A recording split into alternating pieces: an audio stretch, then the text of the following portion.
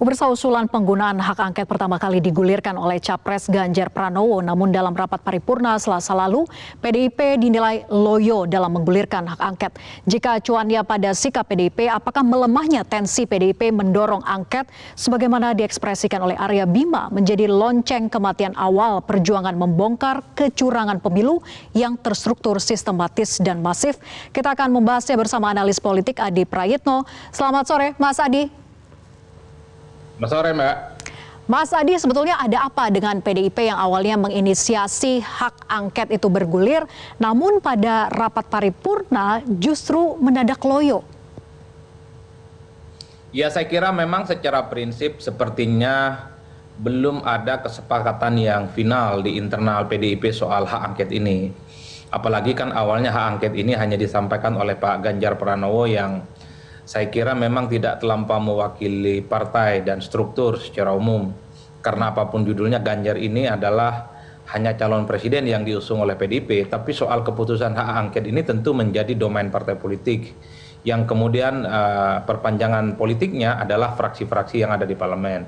Kemarin ketika PDIP mengusulkan soal hak angket, kan tak lama setelah itu kemudian muncul elit PDIP yang lain yang mengatakan bahwa itu hanya sebatas usulan pribadi dan belum ada instruksi dari pimpinan secara umum. Itu artinya apa? Di internal PDIP pun belum clear soal apakah hak angket ini akan segera digulirkan atau tidak. Yang kedua, kalau memang hak angket ini clear dan menurut saya cukup serius untuk segera diumumkan dan disampaikan kepada pimpinan-pimpinan di DPR, tentunya yang memimpin rapat kemarin sebenarnya adalah Mbak Puan sebagai ketua DPR kan. Ya. Tapi yang memimpin kemarin adalah diwakilkan kepada pimpinan DPR yang lain, Pak Sufmi Dasko, kalau tidak salah, yang saya kira publik melihat ini ada sesuatu yang tidak selesai, ada sesuatu yang belum tuntas di internal PDIP. Oleh karena itu bagi saya soal hak angket ini ya per hari ini pun publik melihat hanya sebatas wacana politik yang saya kira belum ada keseriusan yang itu bisa disampaikan di DPR. Mas Adi menarik tadi mengatakan bahwa ini belum clear di internal PDIP. Jadi ada apa di internal PDIP? Apakah ada lobby-lobby di tingkat elit PDIP sehingga tidak satu suara menyuarakan hak angket ini? Ya tentu saja kita sebagai orang luar tidak tahu persis apa yang terjadi dengan internal PDIP ya. Tapi kan dari awal sepertinya di internal PDIP itu sikap politiknya agak sedikit berbeda satu sama yang lain. Satu sisi misalnya agak kritis kepada kebijakan politik Pak Jokowi, kebijakan politik pemerintah, termasuk dugaan-dugaan potensi kecurangan sepanjang pemilu di 2024. Tapi kan ada sejumlah elit PDIP yang lain terkesan statement-statementnya itu cukup lunak ya, yang saya kira mengarah kepada kemungkinan bahwa sikap politik PDIP yang lain ini cenderung menganggap ya pemilu sudah selesai dan seterusnya dan seterusnya. Itu yang pertama argumen saya. Artinya apa, di internal PDIP pun kemungkinan perbedaan pendapat soal hak angket itu cukup terbuka gitu ya.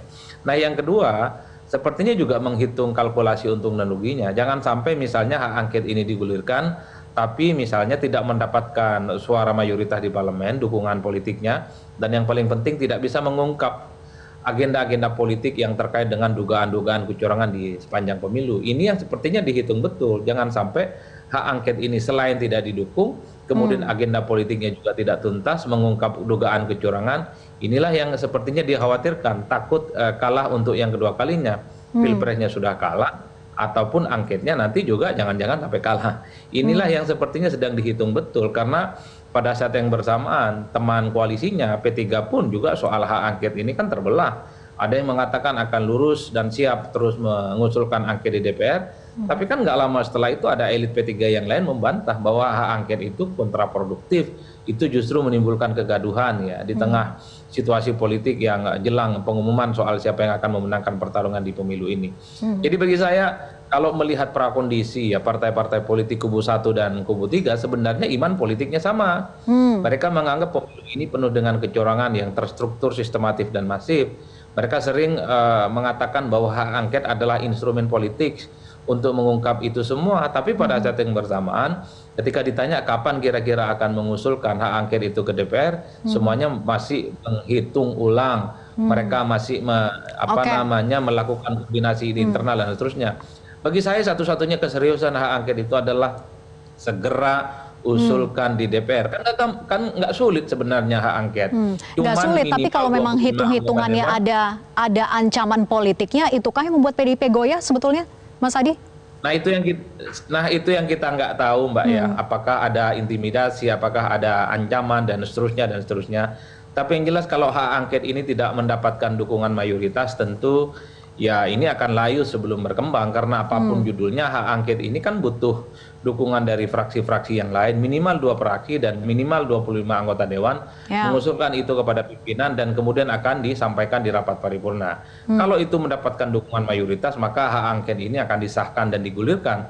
Tapi kalau hak angket ini kemudian tidak mendapatkan dukungan mayoritas, dia layu sebelum berkembang, kemudian tidak mendapatkan dukungan secara total dari dewan yang lain, ya saya kira hak angket ini malu sebenarnya. Udah diusulkan, sudah diperjuangkan, tapi DPR yang lain menganggap seakan-akan pemilu di 2024 ini tak ada indikasi kecurangan apapun. Karena apapun ya hak angket ini adalah proses politik.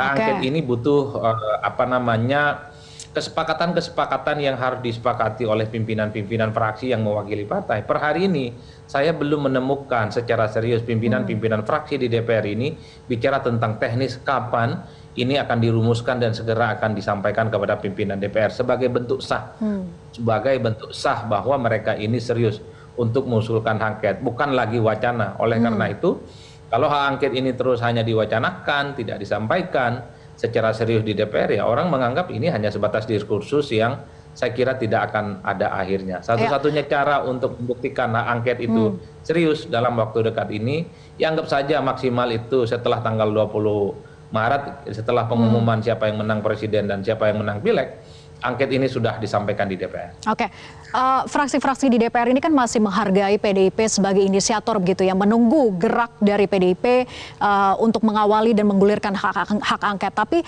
apakah dengan melemahnya tensi PDIP ini kemudian mendorong angket ini menjadi lonceng kematian awal perjuangan membongkar kecurangan pemilu yang TSM itu tadi, Mas Adi?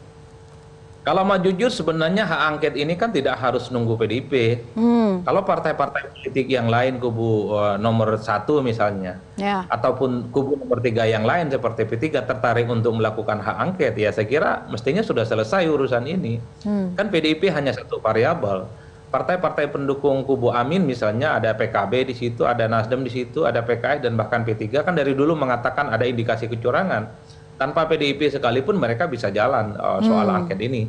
Tapi ini kan ada kesan seakan-akan karena yang mengusulkan pertama kali itu adalah Ganjar Pranowo, maka PDIP lah yang harus berada di garda terdepan ya untuk mengusulkan hak angket di DPR. Bagi saya tidak sederhana itu. Kalau 4 partai politik yang lain ya di luar kubu nomor 2 tentu saja menganggap hak angket itu penting, ya tanpa PDIP pun mereka harus jalan mestinya. P3 dengan PKB misalnya itu cukup, sudah mewakili 2 fraksi, tinggal cari 25 anggota dewan untuk tanda tangan pengusulan hak angket. Atau misalnya cukup fraksi PKS dan fraksi Nasdem, atau fraksi Nasdem dengan fraksi PKB, cukup itu 2 fraksi sebagai syarat untuk mengusulkan hak angket di DPR. Tapi ini kenapa tidak dilakukan? Ini yang menurut saya ada sesuatu yang tidak selesai antar elit dan antar fraksi. Mereka pertama ya sepertinya sedang fokus betul soal penghitungan pileg yang sampai saat ini masih prosesnya berjenjang ya di tingkat kecamatan dan di tingkat kabupaten dan sebentar lagi mungkin penghitungannya di tingkat provinsi.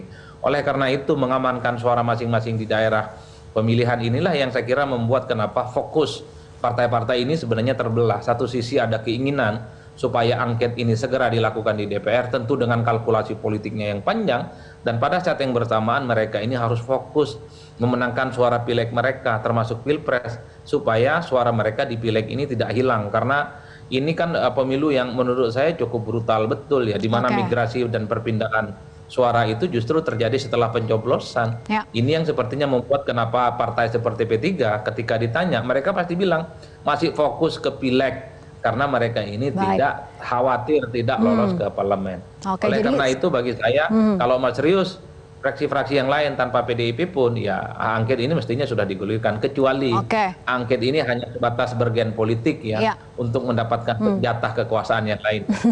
Mas Adi, tapi kan persoalan ini bukan hanya soal bagaimana menggulirkan hak angket itu saja, tapi bagaimana hak angket ini betul-betul bisa dimenangkan dalam proporsi paripurna nanti mendapatkan sekitar 50% lebih begitu ya dukungan hak angket ini. Nah, yang jadi pertanyaannya ketika memang suara kursi terbanyak itu ada di PDIP, ketika PDIP misalnya mundur, yang maju hanya yang komit sejauh ini kita lihat adalah Partai Nasdem misalnya, yang mengajak dengan PKS dan juga PKB, apakah cukup sebetulnya untuk bisa memenuhi nanti sampai dengan goal 50+1, Mas Adi? Kalau mau jujur sebenarnya soal hak angket ini supaya mendapatkan dukungan mayoritas, maka 5 partai di luar kubu nomor 2 itu harus solid. Kehilangan PDIP misalnya, atau PDIP tidak solid, maka mereka akan kalah, tidak akan mencapai 50% plus sekian. Atau ketika P3 tidak ikut dalam barisan hak angket ini, tentu mereka ini tidak akan mendapatkan persentase 50% plus sekian. Oleh karena itu bagi saya rumus untuk mengusulkan hak angket bukan syarat administratif tapi mendapatkan persetujuan di mayoritas suara di parlemen, maka kelima partai ini wajib hukumnya solid, Mbak. Satu saja partai politik, satu saja fraksi angkat kaki dan tidak setuju, maka sepanjang itu juga PKS ini akan gembos dan akan kalah ketika diusulkan di DPR. Ini yang sepertinya sedang dicarikan titik temu oleh partai-partai yang saat ini sedang ingin mengusulkan hak angket itu.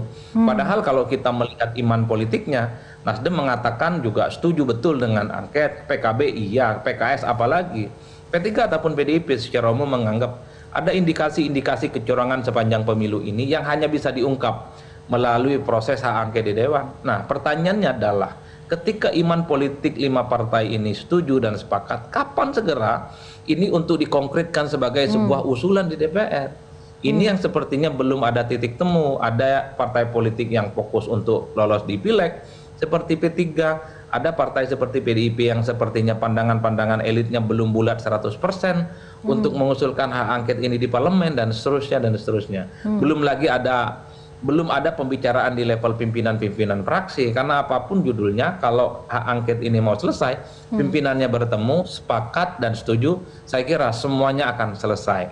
Politik di Indonesia ini kan adalah politik yang segala sesuatunya ditentukan oleh elit. Kalau elit sudah berkehendak, kalau elit sudah memerintahkan, kalau elit sudah memberikan fatsun, maka dalam hitungan detik keputusan politik itu akan dijalankan oleh anak buah di bawahnya itu. Oke, kuncinya adalah di kesepakatan elit. Tapi kalau berbicara soal waktu, tadi Mas Adi katakan bahwa saat ini fraksi-fraksi itu sedang fokus gitu ya menyelesaikan rekapitulasi sampai nanti menunggu tanggal 20 Maret. Nah, kalau memang fokusnya ke sana, artinya kan ini berkejaran dengan waktu. Sedangkan proses hak angket itu kita tahu prosesnya begitu panjang. Dari segi waktu, apakah memungkinkan ini bisa tuntas sampai dengan sebelum 20 Oktober nanti, Mas Adi? Kalau membaca suasana politiknya per hari ini, rasa-rasanya sulit angket itu disampaikan sebelum tanggal 20 Maret, Mbak. Karena kan fragmentasi politik ya, kemudian kepentingan politik masing-masing partai ini belum ada titik temu sama satu yang lain. Pimpinan-pimpinan partainya misalnya belum pernah bertemu. Yang bertemu itu kan ada second line antar sekjen misalnya. Jadi ini yang sepertinya menurut saya agak sulit sebenarnya membayangkan hak angket ini akan diusulkan secara resmi di DPR itu di bawah tanggal 20 Maret.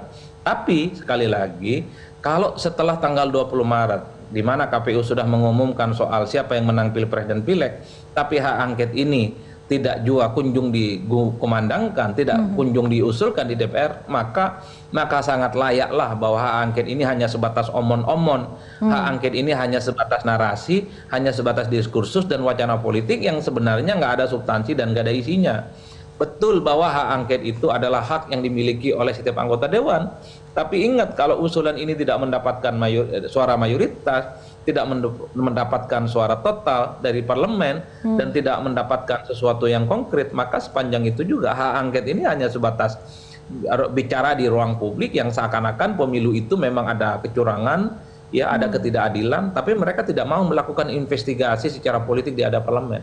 Kalau mau jujur sebenarnya, Mbak, hak angket ini sebenarnya adalah instrumen yang paling mungkin untuk mengungkap setuntas-tuntasnya soal dugaan-dugaan pelanggaran selama pemilu 2024 ini berlangsung. Karena harus diakui ketika soal dugaan dan pelanggaran pemilu itu diharapkan kepada Bawaslu misalnya, diharapkan kepada Mahkamah Konstitusi, semua orang hampir hopeless.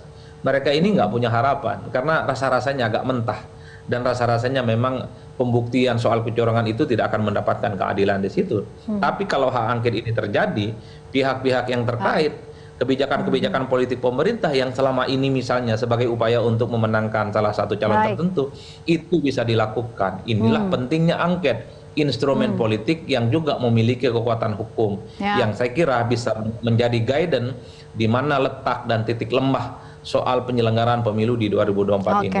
Oke, kita tunggu Mas Adi keseriusan dari fraksi-fraksi di DPR untuk benar-benar menggulirkan hak angket agar kecurigaan dan dugaan terkait dengan kecurangan pemilu betul-betul bisa transparan dan terbuka di depan publik. Terima kasih sudah bergabung sama kami di Berita Pemilu. Selamat sore.